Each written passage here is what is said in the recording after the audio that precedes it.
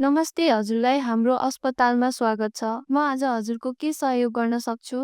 आज डाक्टर सुमन साके क्लिनिकमा बस्नुहुन्छ? एकछिन सर, म चेक गर्छु। सर, आज डाक्टर सुमन साके बेलुका 5 बजेदेखि 8 बजेसम्म बस्नुहुन्छ। मलाई 6 बजेको लागि एपोइन्टमेन्ट बुक गरिदिनुहोस् न। एकछिन सर, म चेक गर्छु। सर, 6 बजेको अपोइन्टमेन्ट बुक भइसकेको छ। हजुरलाई 7 बजेको अपोइन्टमेन्ट फिक्स गरिदिउँ? हुन्छ, 7 बजेको लागि फिक्स गरिदिनुहोस्। हुन्छ सर, मलाई हजुरको नाम र ठेगाना भनिदिनुहोस् न। मेरो नाम सौनक श्रेष्ठ, मेरो घर धादिङ।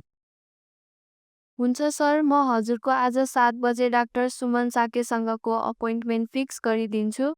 कृपया हजुर 6:45 सम्म हाम्रो अस्पताल पुग्नुहोला।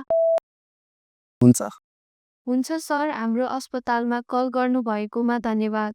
हजुरको दिन शुभ रहोस्।